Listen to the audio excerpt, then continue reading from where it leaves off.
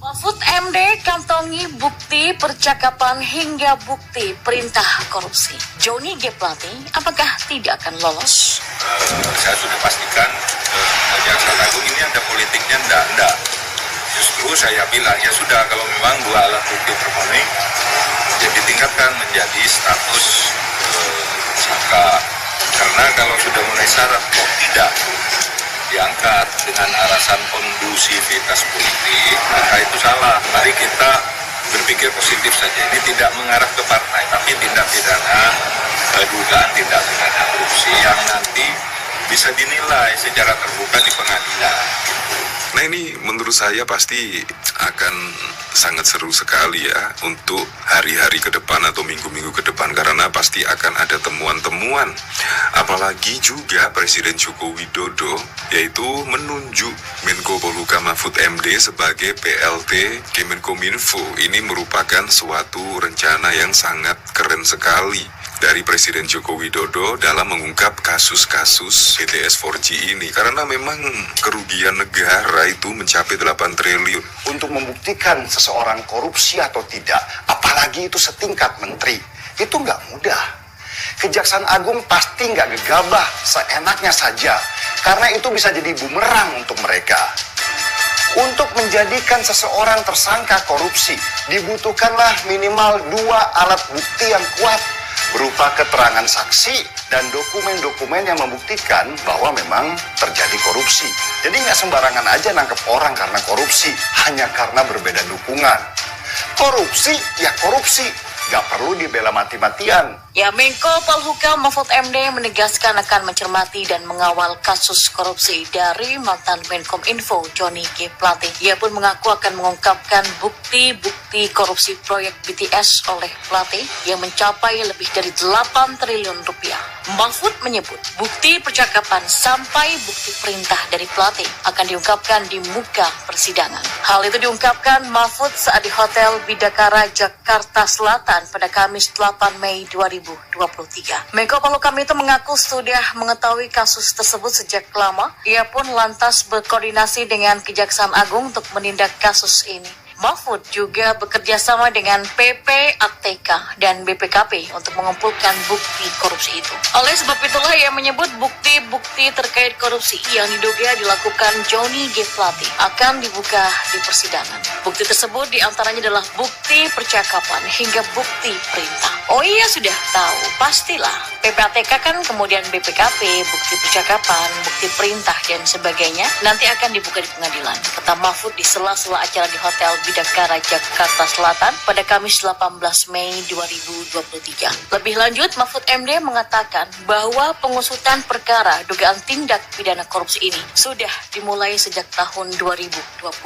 Mahfud mengungkapkan anggaran proyek tersebut sampai 2024 mencapai 28 triliun rupiah. Kemudian anggaran yang sudah dikeluarkan pada proyek tahun 2020 sampai 2021 mencapai sekira 10 triliun rupiah. Namun demikian, pengadaan barang terkait proyek BTS tersebut tidak ada wujudnya hingga akhir tahun 2021. Hingga akhirnya diperpanjang sampai Maret 2023. Mahfud mengatakan pada kurun Desember 2021 sampai Maret 2023 ditargetkan pembangunan 4.800 tower BTS. Akan tetapi sampai sekarang hanya terdapat 985 tower BTS 4G yang sudah dibangun, namun itu pun tak bisa digunakan. Apa mungkin penetapan tersangka Johnny G. Plate bermuatan politis? Ya, Sekjen Partai Nasdem sekaligus Menkominfo Johnny G. Plate ditetapkan sebagai tersangka untuk kasus korupsi proyek penyediaan infrastruktur BTS 4G sampai mencapai sekitar 8 triliun rupiah. Bukan hanya Johnny yang ditetapkan jadi tersangka, tetapi ada beberapa pihak juga sudah ditetapkan sebagai tersangka. Hanya saja di media, baik media online dan media sosial, berseliweran mengenai penetapan tersangka seorang Johnny, apakah ada unsur politik atau murni berdasarkan prosedur hukum yang ada. Kemarin Ketua Umum Partai Nasdem Surya Paloh menyampaikan hal penting berkaitan adanya dugaan unsur politik dalam penetapan tersangka Johnny G. Plate. Namun Surya Paloh tidak mau seuzon dan menerima penetapan tersangka tersebut merupakan murni kasus hukum, yakni tindak pidana korupsi. Memang kita harus sadari bersama bahwa hembusan yang mengatakan bahwa penetapan tersangka Joni tersebut bermuatan politik dikarenakan Partai Nasdem saat ini tidak berada tegak lurus dengan pemerintah setelah mendeklarasikan mendukung Anies Baswedan sebagai capres pada pemilu 2024 mendatang. Partai Nasdem pun tidak diundang saat Presiden Jokowi menggelar rapat dengan ketua-ketua partai di Istana Negara. Hal itu menambah bahan pertanyaan masyarakat, ada apa pemerintah dengan Partai Nasdem? Apakah karena deklarasi Anies Baswedan sehingga Nasdem terdepak dari koalisi pemerintah? Hal seperti ini terus menggeliat dan banyak orang menduga bahwa ada unsur politik di balik penetapan tersangka tersebut. Nah, alangkah baiknya kita tidak seuzon dengan kasus tersebut. Sebagai masyarakat biasa, kita harus mengedepankan peraturan perundang-undangan yang berlaku sebagai alat untuk menegakkan keadilan. Kita pun harus melihat kasus tersebut sebagai sebuah pembelajaran berharga. Saat ini korupsi sangat sulit untuk dimusnahkan. Korupsi selalu datang silih berganti.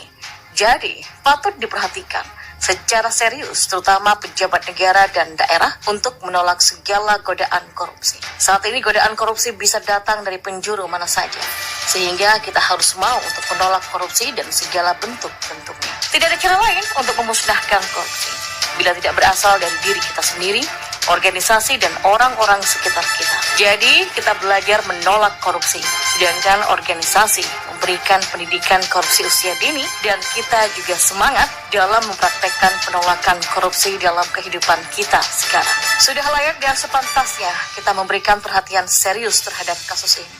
Jangan sampai usia muda terkikis habis dan terlibat dalam tindak pidana. Kita bersama-sama menolak korupsi agar orang lain pun sama meniru tindakan. Ya, penetapan tersangka kasus korupsi Menkominfo Joni Plate memunculkan isu intervensi politik di kalangan sirkus badut politik elit Nasdem. Secara tersirat, ada tudingan secara terselubung oleh Surya Paloh dan gerombolannya bahwa ada motif politik Joni Plate ditahan karena korupsi proyek BTS yang merugikan negara 8 triliun lebih.